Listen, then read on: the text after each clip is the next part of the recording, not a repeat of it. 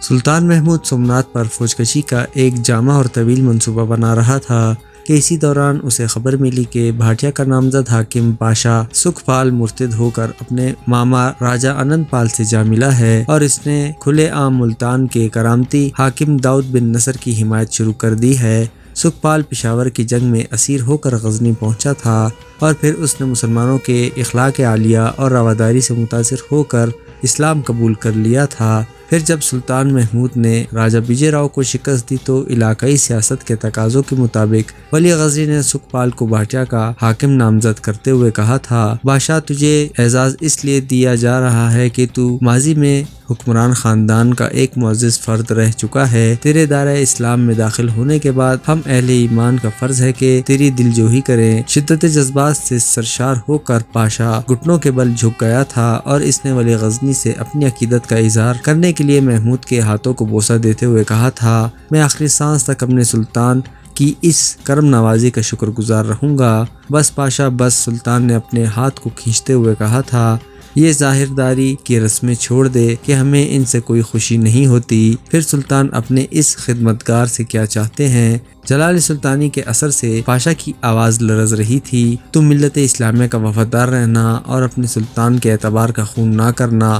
ولی غزنی نے چند الفاظوں میں سکھ پال کو نصیحت کرتے ہوئے کہا تھا، اگر تو نے اسلام کی قبا پہن کر حرص و ہوس کی تجارت کو وارد رکھا اور عہد کر کے توڑ دیا تو پھر یاد رکھنا کہ تیرا سلطان قاتلین وفا کے حق میں بہت سخت ہے۔ جواب میں پاشا نے ولی غزنی کو یقین دلاتے ہوئے کہا تھا، اگر یہ غلام راہ وفا سے ہٹ گیا تو آقا کو احتساب کی ضرورت پیش نہیں آئے گی، غلام خود اپنا سر کاٹ کر منصد انصاف پر سجا دے گا۔ سلطان پاشا کی طرز گفتار سے بہت متاثر ہوا تھا۔ پھر جب اچانک لیلا خان نے بلخ اور خراسان پر حملہ کر دیا تو محمود نے ملتان سے روانگی کے وقت ایک بار پھر پاشا کو اس کے عہد پر قائم رہنے کی تلقین کی تھی اور جواب میں پاشا نے جانثاری کے بڑے بلند باغ دعوے کیے تھے اور ولی غزنی مطمئن ہو کر اپنے خسر لیلا خان کی سرکوبی کے لیے بلخ پہنچ گیا تھا۔ اور آج جب سلطان نے سکھ پال کے مرتد ہونے کی خبر سنی تو وہ کچھ دیر کے لیے سناٹے میں آ گیا۔ پھر محمود کی آواز سے پورا دربار دہل اٹھا،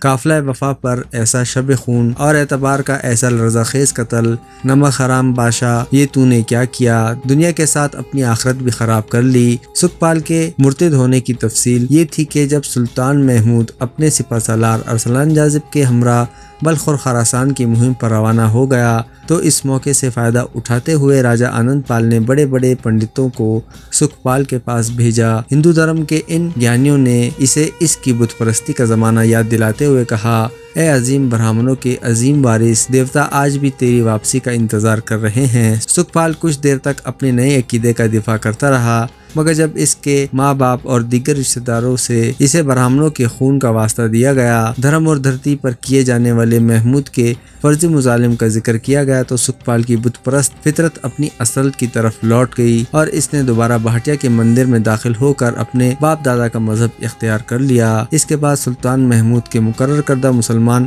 افسروں کو بھی بڑی سفاکی کے ساتھ قتل کرا دیا گیا۔ پھر لاہور پہنچ کر اپنے ماما راجہ آنند پال کے دربار میں حاضر ہوا اور ولی پنجاب کو یقین دلایا کہ وہ محمود سے اہل ہند کی شکست کا خوفناک انتقام لے گا۔ آنند پال اپنی اس کامیابی پر بظاہر بہت خوش تھا، لیکن پھر بھی وہ سلطان محمود کا مزاج آشنا تھا، اس لیے بخوبی جانتا تھا کہ ولی غزنی اس کی فریب کاریوں کو بھی معاف نہیں کرے گا اور جب بھی اسے دوسری جنگی مہمات سے فراغت ملے گی وہ کسی تاخیر کے بغیر پنجاب پر حملہ آور ہوگا۔ انہی خطرات کے پیش نظر آنند پال نے ہندو مذہب کی بنیاد پر سنگٹھن کی تحریک شروع کر دی تھی۔ ولی پنجاب نے ہندوستان کے گوشے گوشے سے نامور پنڈتوں اور گیانیوں کو اپنے دربار میں طلب کیا تھا اور انہیں بڑی بڑی رقمیں دے کر ہندوستان کے دوسرے راجاؤں کے پاس بھیجا تھا۔ یہ تمام پنڈت اور پجاری کبھی گراں زاریوں کے انداز میں مسلمانوں کے ہاتھوں دیوی دیوتاؤں کے ناموس لٹ جانے کا مرثیہ پڑھتے تھے اور کبھی دھرتی ماتا کا سہاگ اجڑ جانے پر نوحہ خوانی کرتے تھے۔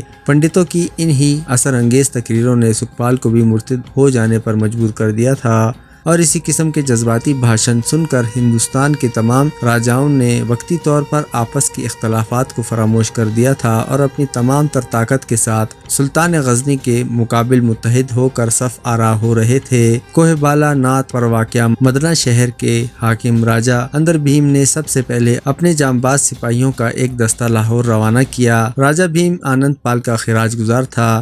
اس کے بعد راجا پریم دیو، راجا بھیم دیو، راجا رام دیو، دیپال ہری، راجا کل چند، راجا چنڈال بھورے، راجا بھیم پال، راجا کنور رائے نے اپنی اپنی فوجوں کے ساتھ کثیر مقدار میں سامان رسد بھی لاہور پہنچا دیا۔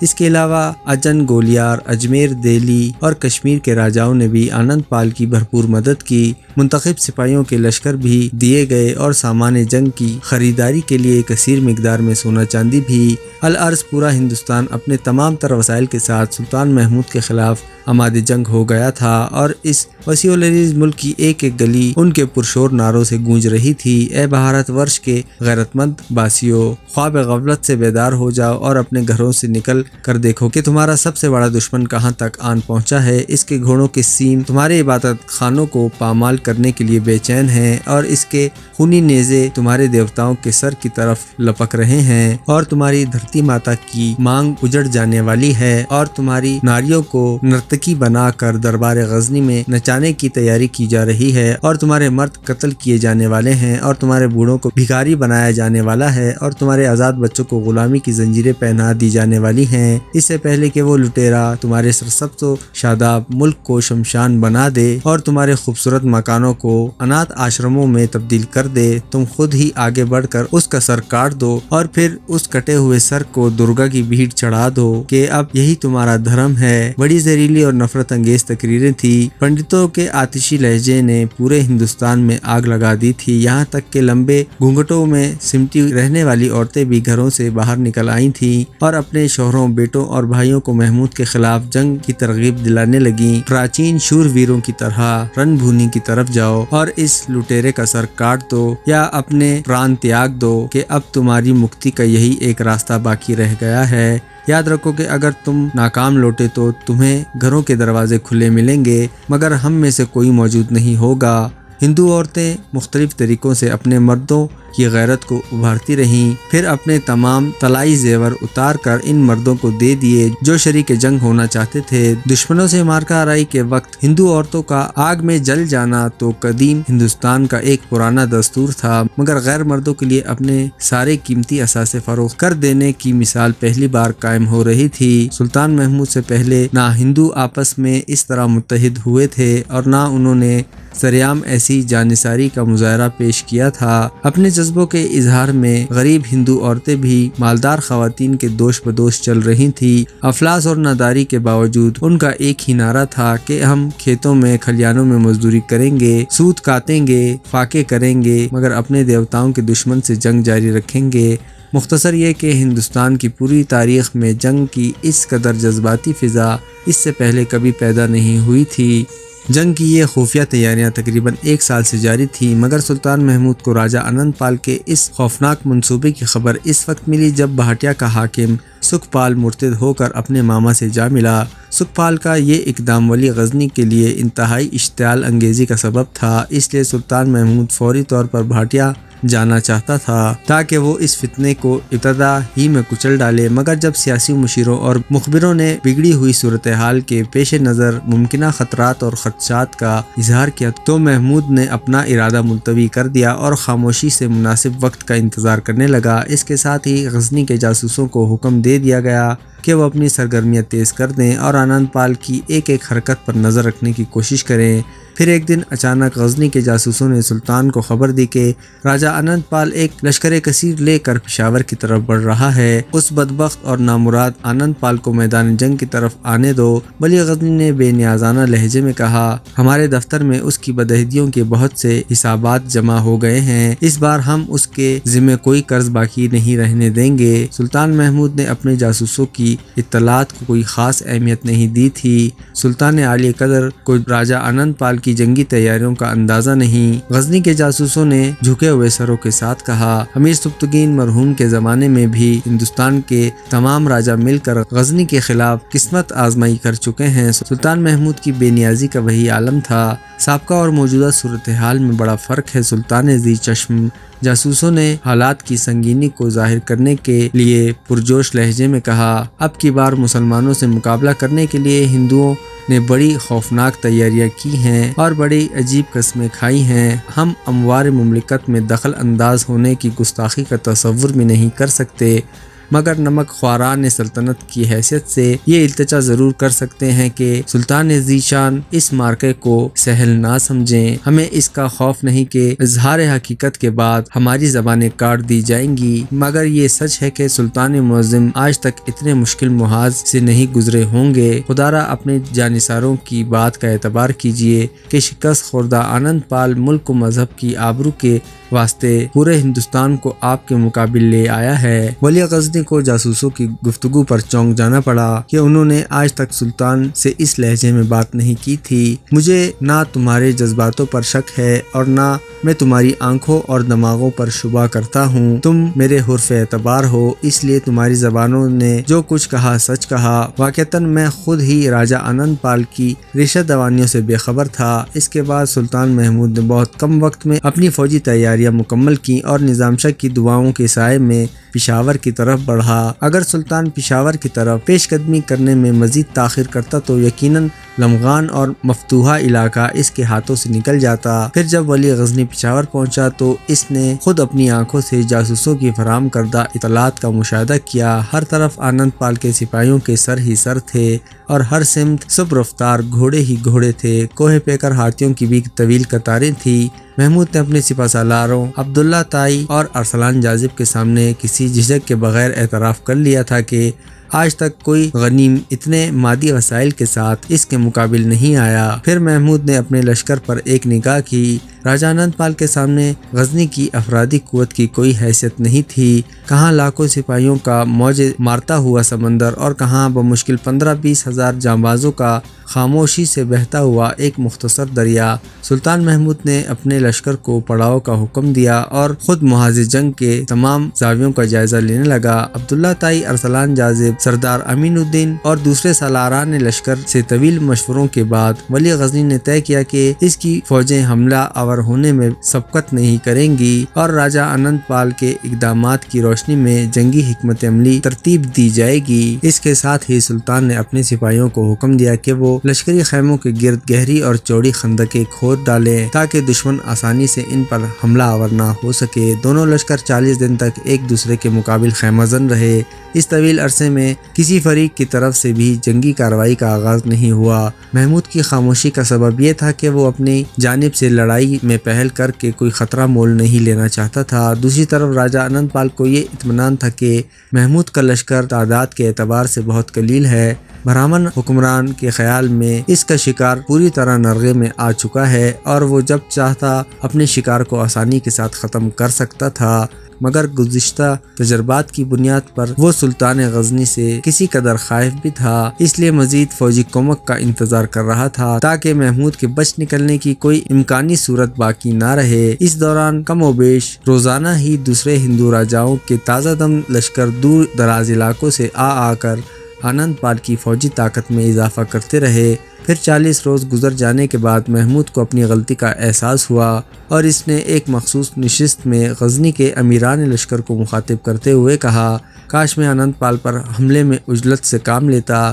سلطان محمود کا لہجہ تعصف آمیز تھا۔ قدرت نے تو مجھے بہت مہلت دی تھی، مگر میں نے اپنی نادانی کے سبب مادی تربیت پر بھروسہ کیا اور اس قیمتی وقت کو ضائع کر دیا، اور اب صورتحال یہ ہے کہ دشمنوں کے قافلے چلے آ رہے ہیں اور انسانوں کے سمانے کے لیے میدان جنگ میں کوئی جگہ باقی نہیں رہی۔ تمام امیران لشکر خاموش تھے۔ وہ اپنے سلطان کو کیا مشورہ دیتے کہ انہیں غزنی کی شکست صاف نظر آ رہی تھی۔ کسی سالار میں اتنی جرأت نہیں تھی کہ وہ سلطان کو واپسی کا مشورہ دیتا کہ اس طرح لمغان اور بھاٹیا کا علاقہ بھی مملکت اسلامیہ کے دائرہ اختیار سے نکل جاتا اور ولی غزنی کی فتوحات بھی داغدار ہو جاتی۔ پھر اس سکوت کو احمد سالار نے توڑا۔ کثیر عددی کے ایسے مظاہرے سلطان معظم نے بارہا دیکھے ہیں۔ تمام جذبات قابل ستائش ہیں، مگر تم محاذ جنگ کی سنگینی سے واقف نہیں۔ سلطان نے اپنے جواں سال سپاہی کے جرات مندانہ اظہار کو صرف جوانی کے جوش سے تعبیر کیا تھا۔ میں اس سلسلے میں تمہاری رائے جاننا چاہتا ہوں۔ ولی غزنی نے اپنے امیران لشکر عبداللہ تائی اور ارسلان جاذب کی طرف ہاتھ کا اشارہ کرتے ہوئے کہا، یہ نمکخوار اس کے سوا کیا عرض کر سکتے ہیں کہ آقا کے ہونٹوں کو جنبش ہو اور غلام کسی تعامل کے بغیر اپنی جانوں کی نظریں پیش کر دیں۔ عبداللہ تائی خاموش ہوا تو ارسلان جاذب خدمت سلطانی میں عرض کرنے لگا، حکم سلطان، بے نیام شمشیریں، جاں فروشی کے عہد، والہانہ یلغار، کٹے ہوئے سر، خون میں نہائی ہوئی لاشیں، بے کفن جنازے اور کھلی ہوئی قبریں، بس اس کے سوا کچھ نہیں۔ یہی چند سانسیں اور یہی خون کے چند قطرے غلام کا سرمایہ ہیں۔ آقا جب بھی طلب کریں گے غلام بسد احترام پیش کر دے گا، اور یہ سلطان کے حضور ایک حقیر قربانی ہوگی۔ تیرے جذبات اور کلمات بھی لائق تعریف ہیں ارسلان۔ سلطان غزنی نے پرجلال لہجے میں کہا، مگر ہمیں ایسا محسوس ہوتا ہے کہ تیرے دل و زبان میں ہم آہنگی نہیں ہے۔ ارسلان جاذب نے حیران ہو کر سلطان محمود کی طرف دیکھا، کہیں تو یہ تو کہنا نہیں چاہتا کہ ہم دشمنوں کی کثرت سے ہیبت زدہ ہو کر غزنی کی طرف لوٹ جائیں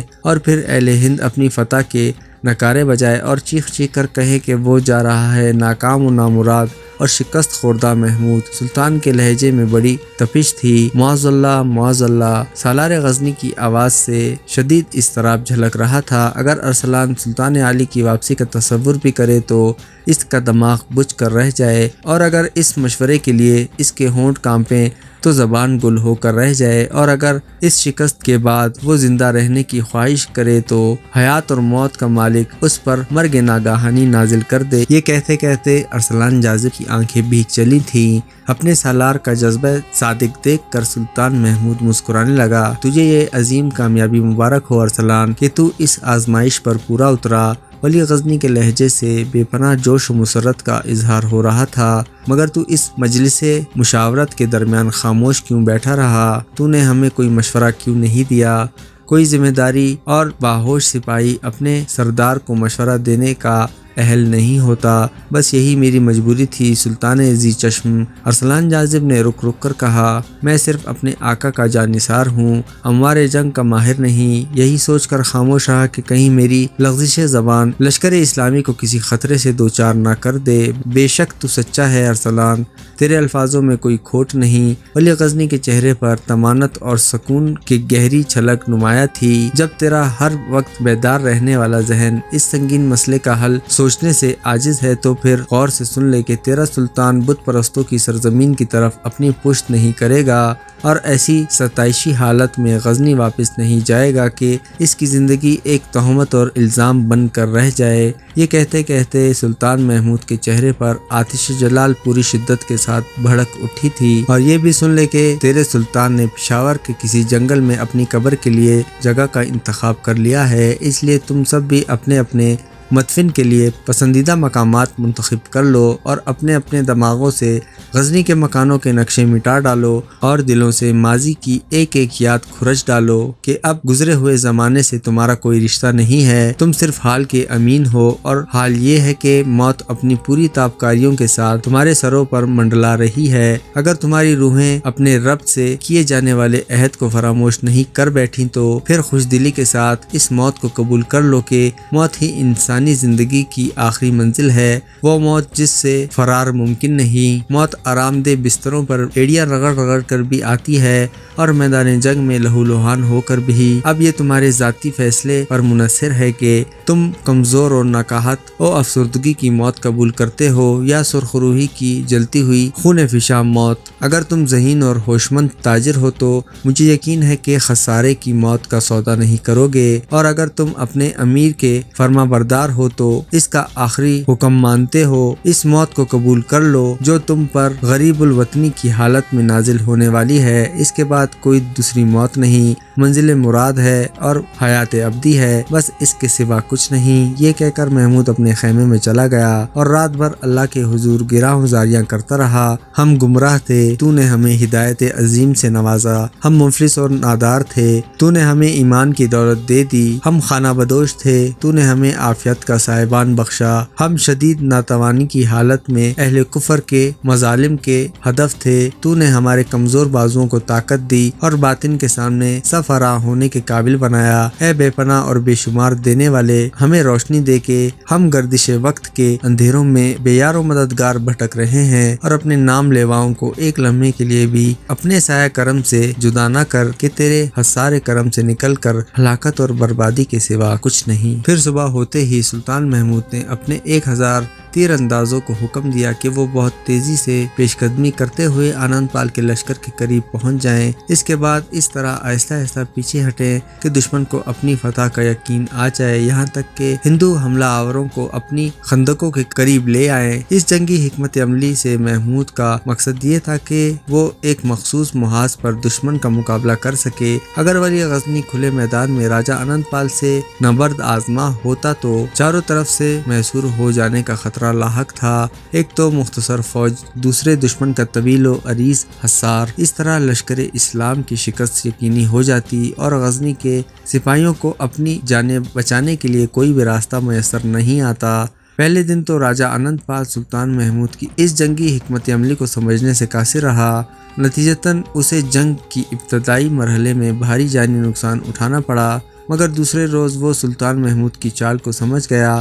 راجہ آنند پال کے پاس لڑنے والے سپاہیوں کی کوئی کمی نہیں تھی، چنانچہ اس غیر معمولی رعایت سے فائدہ اٹھاتے ہوئے اس نے 30,000 سپاہیوں کو حکم دیا کہ وہ محمود کے لشکر کی دوسری جانب پہنچ کر حملہ کریں۔ یہ سپاہی قوم بہت وحشیانہ انداز میں جنگ کرتی تھی۔ آنند پال ان سپاہیوں کے ہنر کو محمود کے لشکر پر آزمانا چاہتا تھا، پھر اس نے دیوی دیوتاؤں کا نام لے کر اپنے سپاہیوں کے مذہبی تعصب کو ابھارا، پھر یہ کہہ کر کہ تم لوگ بھگوان کی نظر میں معزز اور محترم بننا چاہتے ہو تو اس شخص کو بے دریغ قتل کر ڈالو جو اپنی کھودی ہوئی خندقوں کے درمیان آرام و سکون سے بیٹھا ہے۔ وہ زندہ بچ گیا تو تمہارے دیوتاؤں کو توڑ کر چلا جائے گا اور تمہارے مندروں کو ڈھا دیا جائے گا، پھر آخر میں تمہاری عورتیں اور تمہارے بچے بھی مسلمانوں کی تلواروں کی خوراک بن جائیں گے۔ راجہ آنند پال کی تقریر سن کر سپاہیوں کی وحشت اپنے عروج پر پہنچ گئی تھی، اور پھر یہ 30,000 غیر تربیت یافتہ سپاہی مذہبی جنون کی آگ میں جلتے ہوئے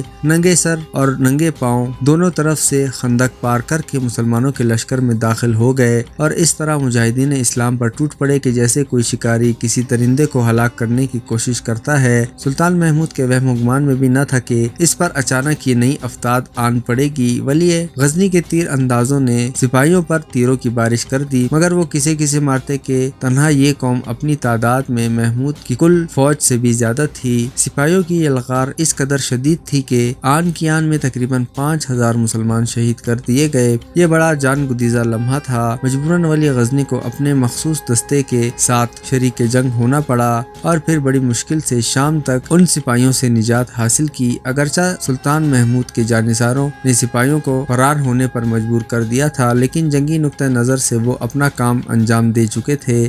راجہ آنند پال اپنی اس غیر متوقع کامیابی پر بہت خوش تھا۔ سپاہیوں نے لشکر غزنی کے ایک بڑے حصے کو تباہ کر کے بت پرستوں کو فتح سے قریب تر کر دیا تھا، وہ فتح جس کا اہل ہند برسوں سے انتظار کر رہے تھے اور جس کے حصول کے لیے مندروں میں شب و روز پرارتھنا کی جا رہی تھی۔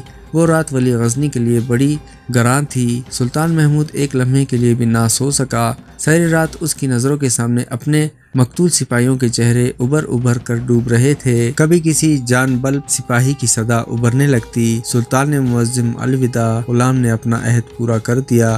کبھی ولی غزنی کی نظروں کے سامنے وہ خطہ الارض روشن ہو جاتا جو مجاہدین اسلام کے خون سے سرخ ہو گیا تھا۔ اس روح فراسا لمحات میں سلطان محمود نے کئی بار اپنے اللہ کو پکارا اور کئی مرتبہ خالق کائنات کے حضور دامن طلب پھیلایا۔ پھر اسی گراں زاری میں ساری رات گزر گئی۔ دوسرے دن بھی گھمسان کارہن پڑا مگر سلطان محمود کی انفرادی قوت کم ہوتی جا رہی تھی۔ سالار عبداللہ تائی 6000 عربی سواروں کے ساتھ اور ارسلان جاذب 2000 ترکی افغانی اور خلجی بہادروں کے ساتھ اپنی شجاعت اور مردانگی کے جوہر دکھا رہے تھے مگر اس کا کچھ حاصل نہیں تھا اور اب وہ دو راہ سامنے نظر آ رہا تھا کہ یا تو لشکر اسلام کا ایک ایک سپاہی جام شہادت پی لے یا پھر سلطان محمود اپنے باقی ماندہ لشکر کو نکال کر غزنی کی طرف واپس لوٹ جائے۔ ظہر کے وقت سلطان محمود نے اداس نظروں سے محاذ جنگ کی طرف دیکھا۔ ہر طرف اس کے جانبازوں کی لاشیں ہی لاشیں پڑی تھی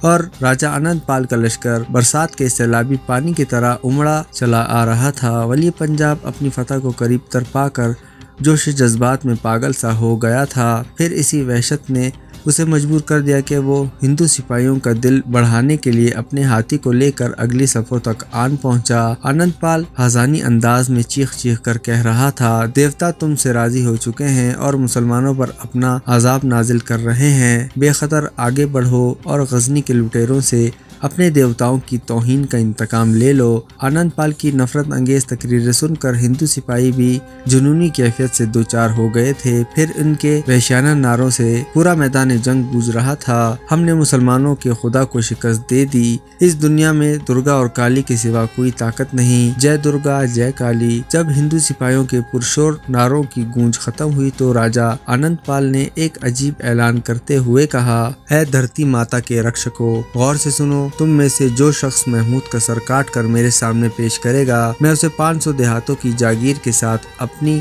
مملکت میں وزیر کے عہدے سے سرفراز کروں گا۔ ہندو سپاہیوں کی جلتی ہوئی شمشیریں رک گئیں اور چہرے خوشی سے دمکنے لگے۔ اور تم میں سے جو شخص غزنی کے سلطان کو زنجیریں پہنا کر میرے دربار میں حاضر کرے گا میں اس سورما کو سمراٹ جے پال کے خاندان میں شامل کرنے کے ساتھ ساتھ اپنی آدھی سلطنت بھی اس کے نام کر دوں گا۔ بڑا سنسنی خیز اعلان تھا۔ ہندو سپاہیوں کی سانسیں رکنے سی لگی تھیں اور دل کی دھڑکنوں میں عدم توازن پیدا ہو گیا تھا۔ ایک بار پھر درگا اور کالی کی جے جے کار سے میدان جنگ گونجنے لگا۔ ہندو سپاہیوں کے ہاتھوں کی جنبشیں تیز تر ہو گئی تھیں اور وہ بڑے وحشیانہ انداز میں افواج غزنی پر حملے کر رہے تھے مگر کوئی بھی اس راز سے باخبر نہیں تھا کہ آنند پال اپنے جانبازوں سے جھوٹ بول رہا ہے۔ ولی پنجاب اپنی فتح کے کھلے آثار دیکھ کر بھی سلطان محمود کے جاہو جلال سے خوفزدہ تھا۔ اس کی شدید خواہش تھی کہ ولی غزنی میدان جنگ میں مارا جائے یا پھر زنجیریں پہن کر اس کے روبرو حاضر ہو جائے، اس طرح وہ سلطان سے اپنی ذلت اور شکست کا انتقام بھی لے سکتا تھا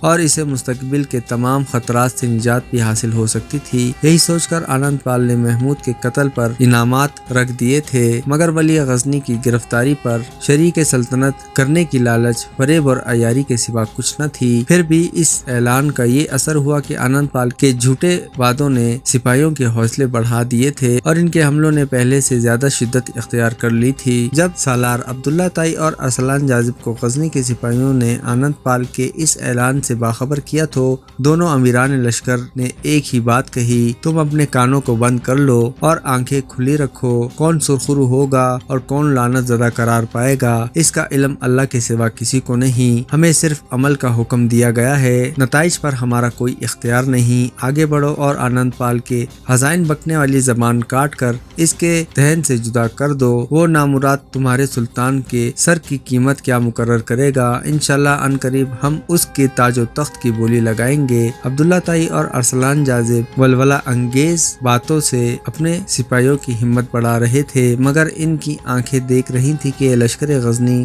اور شکست کے درمیان بس چند قدم کا فاصلہ باقی رہ گیا ہے۔ ادھر راجہ آنند پال کے اعلان سے متاثر ہو کر ہندو سپاہیوں نے فاتحانہ نعروں کی گونج سنائی دے رہی تھی اور ادھر سلطان محمود فرش خاک پر نماز ظہر ادا کرنے کے بعد سجدے کی حالت میں گراں زاریاں کر رہا تھا۔ اے ذات بے نیاز، تو نے اپنے حقیر بندے محمود کو جو طاقت بخشی تھی وہ اسے بروئے کار لا چکا ہے، اب اس کے ناتوانا بازو شل ہو گئے ہیں مگر تو خوب دیکھ رہا ہے کہ دشمنوں کے کاندھوں پر ان کے سر ابھی تک برقرار ہیں اور ان سروں کو جھکانے والا تیرے سوا کوئی نہیں۔ اے کبیر العزیز، تجھے سرور کونین کی رسالت کا واسطہ، ہم گناہگاروں پر اپنی اس رحمت کی بارش فرما جس سے تو نے صحابہ بدر اور احد کو سیراب کیا تھا۔ بے شک ہم تیری اس عنایت خاص کے لائق نہیں، مگر کہاں جائیں اور کسے پکارے کہ تیرے سوا ہمارا کوئی معبود نہیں۔ اگر ہم تیری بارگاہ کرم میں بدر اور احد کا واسطہ پیش نہ کریں تو پھر تجھے کس حوالے سے آواز دیں؟ ہمیں تو مانگنے کا سلیقہ بھی نہیں آتا، بس تو ہی اپنا معیار بخشش اور عطا کا خیال کر، ہمارے دیدہ مندوں اور ناپاک زبانوں کو نہ دیکھ۔ سلطان اس قدر رویا کہ اس کے آنسوؤں کی نمی زمین پر ابھر آئی، پھر وہ کھڑا ہو گیا۔ اچانک اسے کچھ یاد آیا اور اس نے بے قرار ہو کر اپنے دونوں ہاتھ پھیلا دیے۔ اے اللہ، مجھ پر میرا نامہ اعمال روشن ہے اور میں جانتا ہوں کہ میرے حساب میں کوئی نیکی درج نہیں، پھر بھی نظام شاہ نے تیری بہت پرستش کی ہے۔ میں ان کا نسبتی فرزند ہوں، باپ کے گرائن نیم شہی اور آہ سحر کہانی کا صلہ بیٹے کو دے دے۔ میں تجھ سے نظام شاہ کی تمام عبادتوں اور ریاضتوں کی اجرت مانگتا ہوں، مجھے اہل کفار کے ہجوم میں رسوا ہونے سے بچا لے اور بت پرستوں پر غلبہ اور اختیار دے دے کہ تیرا امر ہی اس کائنات کی تقدیر ہے۔ ابھی ولی غزنی کے دونوں ہاتھ پھیلے ہوئے تھے کہ میدان جنگ میں عجیب سا شور برپا ہوا۔ سلطان محمود گھبرا کر اپنے خیمے سے باہر نکلا۔ اس کی آنکھوں کے سامنے ایک ناقابل یقین منظر تھا۔ ہندوؤں کی فوج جو فتح سے ہمکنار ہونے والی تھی اچانک بھاگ کھڑی ہوئی۔ واقعہ یہ تھا کہ راجہ آنند پال کا ہاتھی یکایک دہشت زدہ ہو کر پیچھے کی طرف مڑا اور پھر اپنے سپاہیوں کو روندتا ہوا اس طرح بھاگنے لگا کہ جیسے کوئی شیر اس کا تعاقب کر رہا ہو۔ فیل بار نے ہاتھی کو روکنے کی بہت کوشش کی مگر ناکام رہا، یہاں تک کہ ہاتھی نے مہاوات کو بھی زمین پر گرا دیا اور بھاگتے بھاگتے ہندوؤں کے لشکر سے میلوں دور نکل گیا۔ آنند پال کے ہاتھی کو بھاگتے دیکھ کر ہندو سپاہی یہ سمجھے کہ مسلمانوں کی شجاعت اور تیغ زنی سے خوفزدہ ہو کر ولی پنجاب نے راہ فرار اختیار کی ہے۔ نتیجتاً بت پرستوں کے حوصلے پست ہو گئے۔ پھر دیکھتے ہی دیکھتے بساط جنگ الٹ گئی۔ دھرتی اور دھرم کے تمام محافظ اپنی جانیں بچانے کے لیے بھاگ کھڑے ہوئے۔ سلطان محمود اپنے خیمے کے دروازے پر خاموش کھڑا تھا۔ محافظ دستے کے سپاہی اسے فتح کی مبارکباد دے رہے تھے مگر ولی غزنی زار و قطار رو رہا تھا۔ کبھی وہ آسمان کی طرف دیکھتا اور کبھی آنند پال کے سپاہیوں کی طرف جو کسی آفت ناگہانی سے ڈر کر بے تحاشا بھاگتے جا رہے تھے۔ سالار عبداللہ تائی اور ارسلان جازم نے 2 دن اور 2 راتوں تک مغرور ہندوؤں کا تعاقب کیا اور 8000 سپاہیوں کو موت کے گھاٹ اتارا۔ سکھپال کو گرفتار کر کے محمود کے سامنے پیش کیا گیا تو وہ اپنے گناہوں کی معافی مانگنے لگا۔ پاشا، یہ تیرا ہی قول تھا کہ اگر تو نے ہم سے غداری کی تو اپنے ہی ہاتھوں سے اپنا سر کاٹ کر ہمارے منصب انصاف پر سجائے گا۔ بخشش و نجات کا کوئی راستہ ناپا کر سکھپال نے اپنے ہی خنجر سے اپنی شہرک کاٹ لی۔ پھر کچھ دیر بعد سلطان محمود کی نظروں کے سامنے تڑپ تڑپ کر مر گیا۔